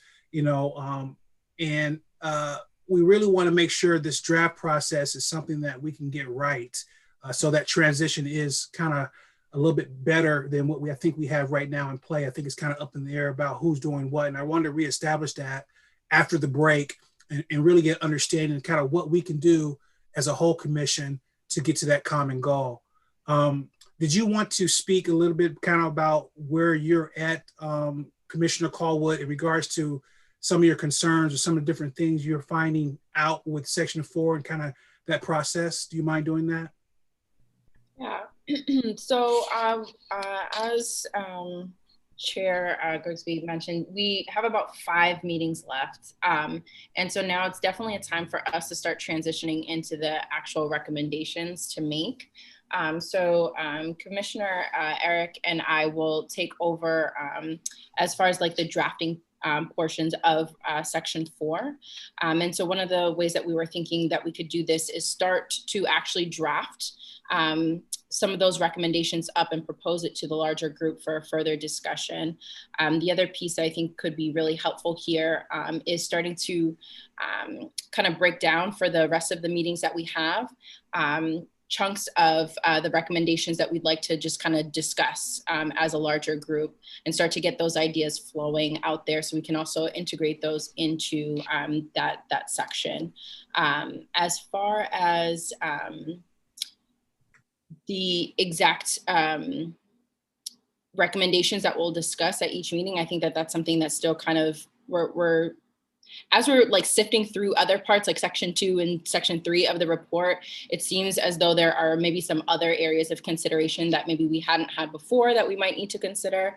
And so I know that there has been some discussion even right up until today's meeting about like how we might go ahead and do that. But I think it's definitely time for us to maybe start transitioning into having those conversations about recommendations so that we can start drafting, so we can also get it back in a timely fashion for others to also review and contribute some feedback, comments, or questions, or add any other recommendations that hadn't been accounted for that are drafted up by Eric and I. So it's kind of where we stand. I think as far as choosing what topics to kind of discuss, there are some topics that we know for sure are going to need a little bit more time versus others can be really easily spoken about in probably about 20 minutes amongst all of us. But not sure if Vice Chair Root has anything else she might want to add to that. I'm not sure what to suggest, Sade, about the order. I think one thing that became clear out of the various discussions is that it will be very, very helpful to have something in writing to discuss. So I think the timing is partly dependent on when Sade and Eric can get some drafting done.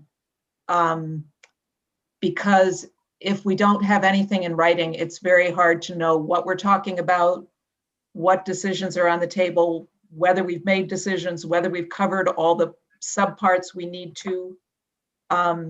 So I think it's hard to imagine making decisions without some drafts. So partly the timing is connected to the drafting timing. I think last time, way back in dark December, we started to have some discussion about the complaints role, the overview of complaints. We didn't finish that, but I think we did get some start, on talking about an investigator model versus a review model. For example, one possibility is to try on that very large point to, just that large scale issue, try to get that decided so that the drafters would know which model to draft. That's one possibility, but I'm not really sure what the best thing is. I'm grateful that we have two really good writers and working on this section and who are bringing a lot to the table. I'm sure about that part. Thank you, Vice Chair Root. Any comments in regards to what has been presented to the other commissioners? Yes, Commissioner Harrell. I just wanted to follow up that I will have the draft of section 3 hopefully by the end of the weekend. So that may be more helpful. I had intended on doing that earlier, but I had some family issues come up this past week. And then this week is the beginning of the semester. So it's probably this weekend that'll get done. Thank you, Commissioner Rose. So that brings the question, so the timing of it all and coinciding with kind of really, when, like for section 4, I know both commissioners are going to be working on section 4 and the timing of that really depends. And then I guess what we had before so they can know what to draft about. What do you think is our best way to look at looking at the drafts in a way that coincides with our next few meetings, I guess is going to be really the main question that I have in regards to always having us build upon each meeting to get to our goal overall. Yeah, so Eric and I do need to touch base just about just kind of going forward with section 4. One of the things that I think could be possible is definitely if we have chunks of recommendations written out and drafted, submitting that so that others can review it before our meetings, and then come with, questions again if there's points that they want to further discuss. If the other piece that I think is important here, if individuals do also have specific recommendations that they have in mind for any of the subsections, like go ahead and forward that to myself or Eric so that we can also integrate that. The other piece that I would add to that is including some rationale for that as well, so that we can also understand like what your line of thinking was around that recommendation. Of course, that's something that we can either touch base on one-to-one outside of here, or just bringing it to the larger group to kind of just discuss further. But as far as talking about different parts of the report, I wonder if maybe we could agree on maybe some points that we do want to make sure that we discuss coming up in this next meeting on the 25th, so that we can start to have this conversation going. Not sure what others maybe think about that approach. I like that. I'd be interested to hear from others in regards to having that goal for the 25th, so we can really build from this point forward. Yes, Commissioner Ellsworth-Etchison. I was given a thumbs up that I do like that approach. So, I'm not as talkative this week. Aren't you surprised? Yeah, I'm very surprised. I'm on the edge of my chair waiting to hear from you. Like, what the heck? Okay. Any other comments from? Because this is a big deal. This is really, I think, the heart and soul of us really not coming to our meetings and feeling like we've just been talking and nothing's getting done, and then all of a sudden we have this deadline that we're all going to be stressed out and frantic about, and it's not going to be. It's already going to be a very big process, but it doesn't have to be as painful as it could be if we don't really understand how important it is. For example, you had Vice Chair Root do section 2 over the break, and your input and participation in looking at that and making your own recommendations and adding to that these are really key things that we need to have us all understand how important that is, along with our discussion that we're having tonight in regards to making sure that we can get to a point where we can hand this thing over appropriately.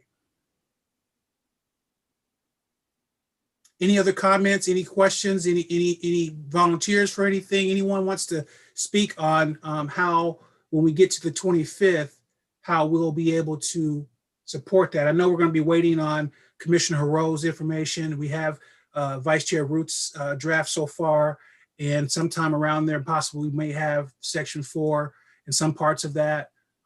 Does anyone have, I guess I'll ask the question, is anyone not opposed to being able to have this format where you freely chime in on what they have once that is presented in a way that we can build off of, start on the 25th? Is anyone opposed to that? Does anyone have any better ideas about how we can get to that point, to the promised land? Yes, Commissioner Ellsworth-Etchison. So mine is actually about the volunteer part. I'm hoping to have the section that Commissioner Root wrote, have that completed as far as a review process done within the next few days here, I would say Thursday at the absolute latest. And so if Commissioner Hero has, if you need someone to help review what you've put together, I'm your volunteer for that. And so I can kind of pony up my services. I feel like that's a really strong strength of mine. And I'm happy to do that. Thank you, Commissioner Ellsworth-Etchison. And I may not be the best drafter, but I definitely can do a little bit of research. I know if you give me something to focus on and get you what you need for what you're doing, I'll be more than happy to do that in regards to complementing some of the work that you're doing when no one's looking. Yes, Commissioner Harrell. I just wanted to thank Commissioner Ellsworth Etchison. Hopefully, if I have that done by the end of the weekend, then you might have a few days at least to look that over before we then turn it over to Diane and staff to be placed on the agenda. So I appreciate that. Thank you. Thank you. So it sounds like we kind of are starting getting a foundation about how we're going to kind of go about this process and ultimately be successful with that. Any other comments, anything you want to chime in regards to our discussion for item 4.1? Yes, Vice Chair Root. I think just Sade and Eric can keep in touch with Chuck and me about, how you see the timing of drafting various parts going so that we can feed that into working out agendas as we go. That would be great, since those things are so linked. I wonder, the proposed groupings that I shared with Chris and Chuck, I wonder if perhaps either one of you feel inclined that maybe we can think about the group 1 groupings to maybe focus on for next meeting, just to kind of get some of that conversation going.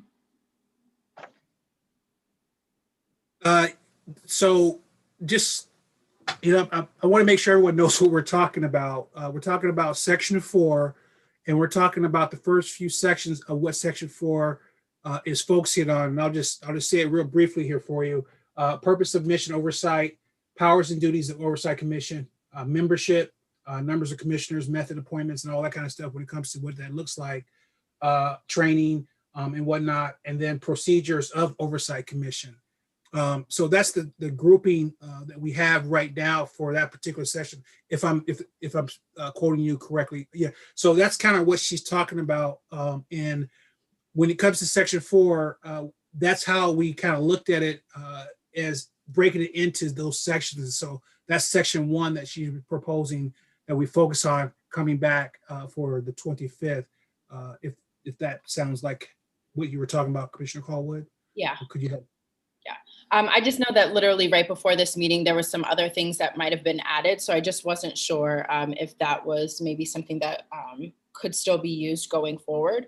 But yeah, I think that just to kind of start us off with a conversation, we could maybe on the 25th, which that meeting I will not be able to attend, but have conversation around as far as recommendations are concerned for like the purpose or the mission of the Oversight Commission, which some of it was already outlined in the section 1 around the resolution and stuff like that. So a lot of that is already kind of accounted for. But again, I'm just giving space for if anyone else has any, specific recommendations around those things. So I think that some of that, the information in group 1 has already kind of been outlined, and it's more like when it comes to the actual draft, it might just be a summary and not necessarily a whole lot of recommendations per se. But I think as far as just getting the conversation rolling on recommendations, that might just be a good place for us to start. And I'm open to like other ideas around that, but I think that could just be a jump off point for us. And then we can just build on that each meeting going forward. I would agree with that. Unless someone has a better, feeling for how that should work, I think that's a great start, building block. Well, yes, Vice Chair Root. There's a possible disadvantage to doing that without Sade present, since that's the part she was going to be drafting. And it includes the membership part as well, is that right? Which we haven't talked about before. Eric and I are going to touch base about the specifics of each of those sections. Okay. I'm also okay with like just submitting some information, just some of my own thoughts around that, even if I'm not going to be there physically or virtually. Mm-hmm. Well, maybe maybe Sade and Eric and Chuck and I can figure out before the next meeting how to use that space the best. and just try to get that out to people on the early side.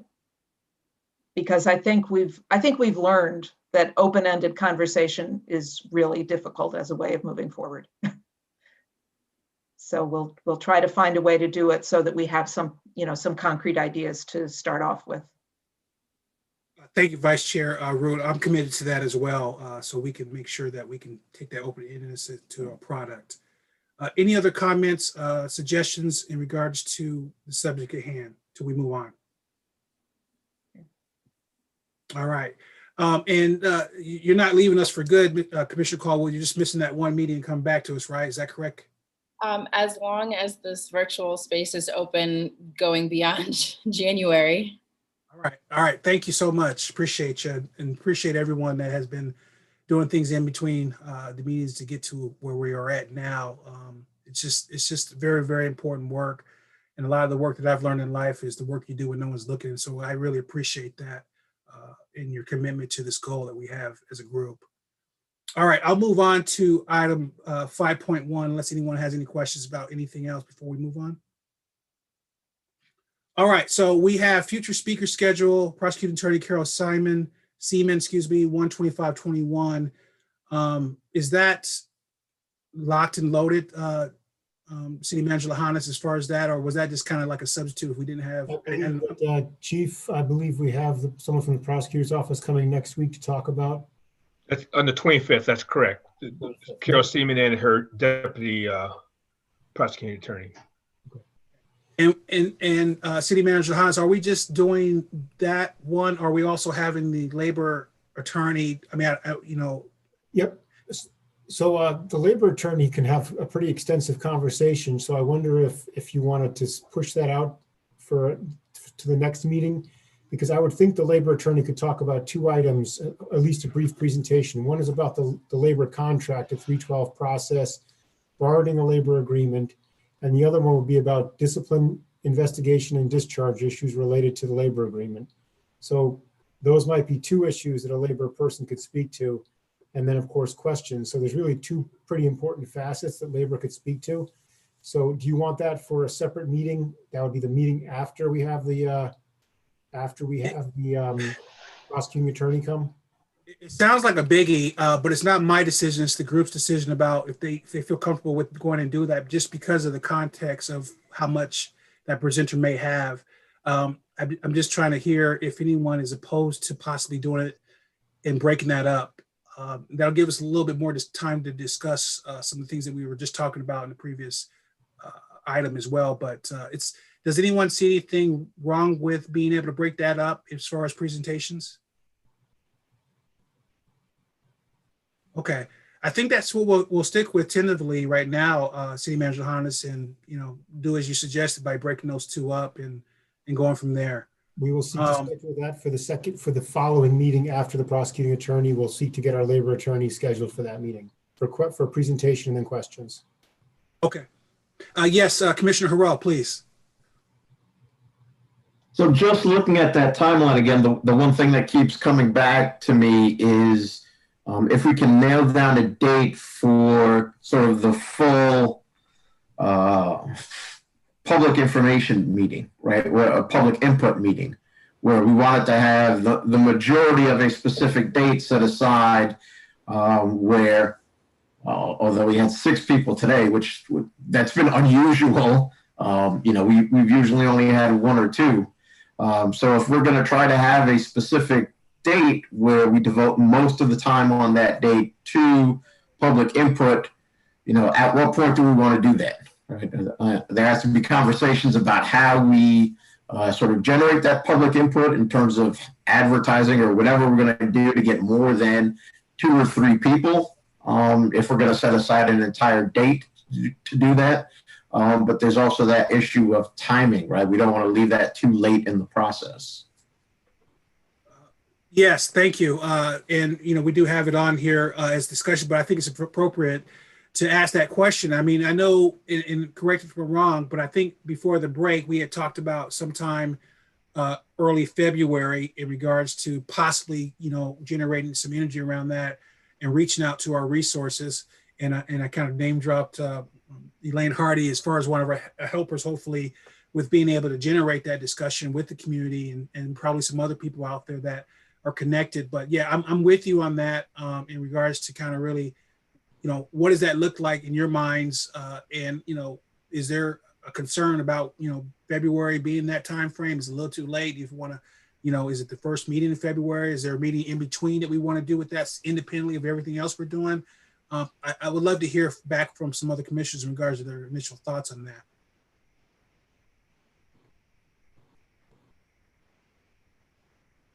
There is a big concern. I mean, there is a big concern because, if you guys, unlike tonight, we haven't really had very many people come in and really talk specifically about, a lot of things that we're doing and we would like to get accomplished. And I know we were at this point in the first half, a lot of it was, we didn't really know what, we were kind of going to be doing and where we're at, and then have something where the community can kind of wrap their heads around as far as what we're working on and our overall goals. So, but it's really a big deal that we really prioritize this if we're going to do it in the way that I think it should be done and getting that input.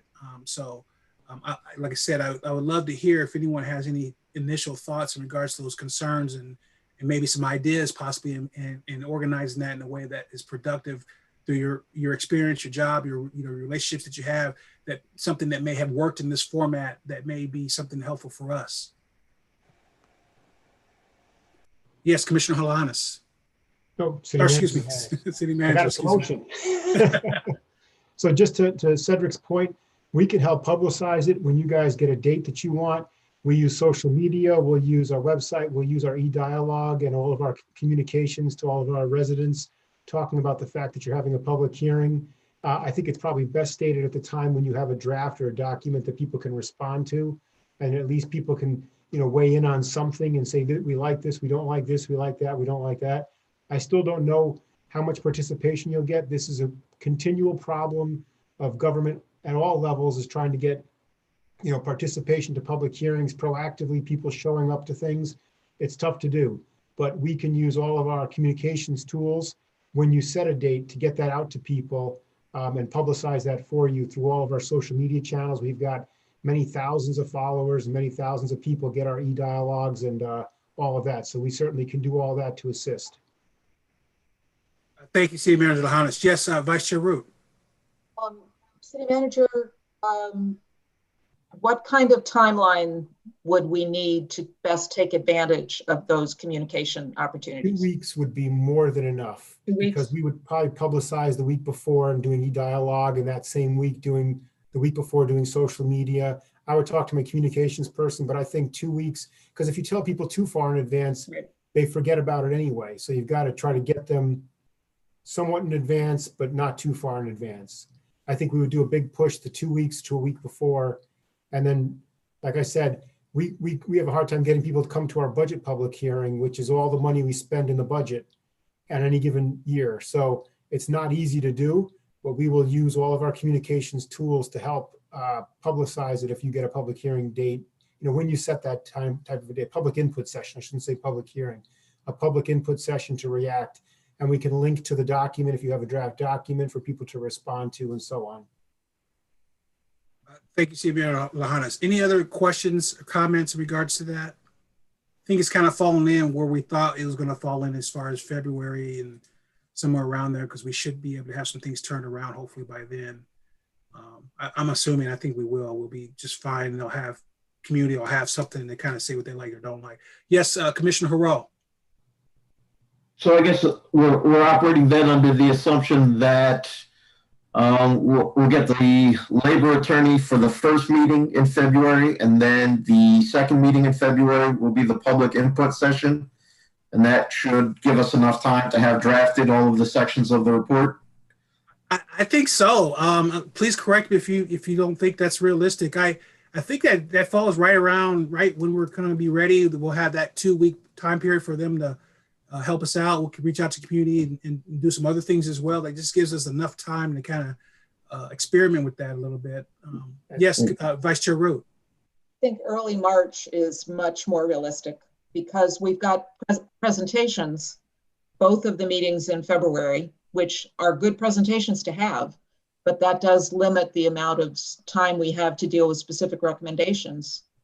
I think we're going to certainly need the time at those 2 February meetings to talk among ourselves about the recommendations before we'll have something to share with the public. I hope it can be sooner in March rather than later in March, but I don't see how we can do it in February. That's my reaction.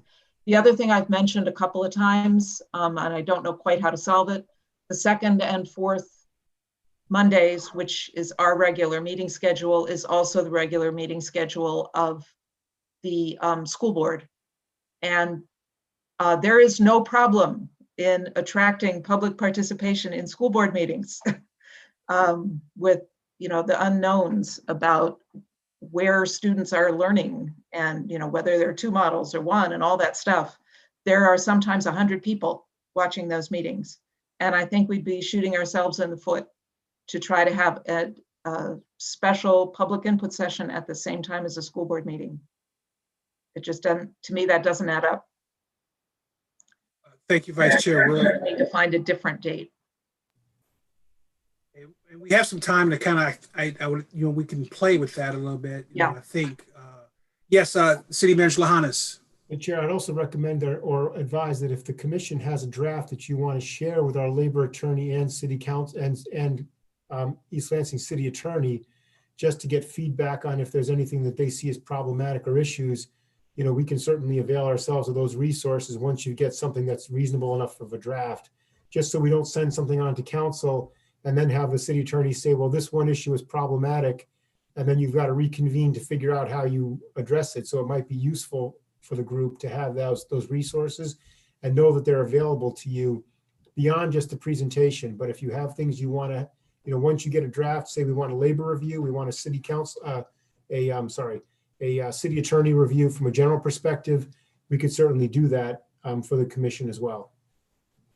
Thank you. And that was one of the most exciting things about doing this, is having the availability of having expertise, look at what we're doing and help us make sure that we're doing it in a way that's realistic in the outcome. So I appreciate that opportunity.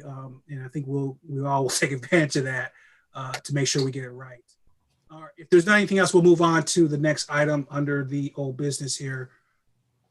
All right, so we've kind of already hit 5.3. So what we have left is a community survey update, if there is one, in regards to where we're at with that. Yep, just briefly, we have the community services, community survey RFP on the website. It was posted, I think, on Friday.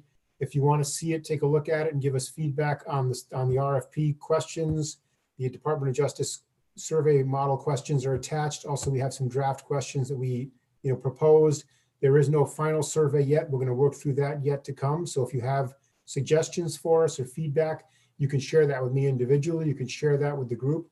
With the council, the commission secretary, Diane, and she can get it to us as well. But let me just tell you where to find that on our website. You go along the top to services, bid postings, where we put our bids out for all city services. And then you'll see the RFP document there with the RFP request and the survey that we're asking for. But again, this is still very much in draft. So if you have feedback and suggestions, we'd love to hear that. I would expect that the RFP closes in about a week and a half. And then beyond that, we'll be working with the selected vendor to get a contract and come up with finalized questions. So please give us feedback if you have it. That's it. Thank you. Thank you so much. Yeah, that's great. All right. And then we'll move on to commissioner announcements.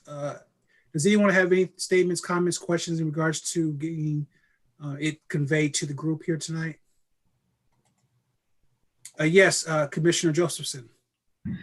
This is just something really minor, but the website, the members list is not updated after Vice Chair Williams stepped down. So I'm not sure. I just wanted to remind everyone maybe that needs to be updated when the 2 new people take her place. I will take care of that. Thank you. Thank you, Commissioner Josephson. Anyone else?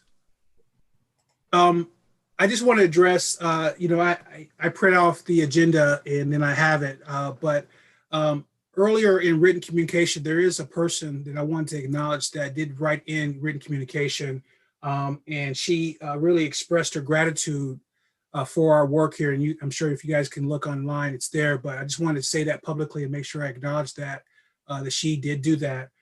She just really acknowledged, our commitment to what we're doing. And she really wanted to acknowledge staff, police staff, in regards to what they're doing and what they're not doing when it comes to some of the community issues that we have going on out here. And so I just wanted to mention that so she didn't feel like, we just blew past that. So I would recommend you guys take a look at that and give it a read or two. She's just thanking us. Yes, Commissioner Ellsworth Etchinson. Is that from Susan? I'm not sure how to pronounce her last name. Froschel or something like that with the F. Was that the communication you're talking about? At the end of that communication, she also specifically is asking if the East Lansing Police know if they had officers that participated or not, that participated in last week's riot at the U.S. Capitol.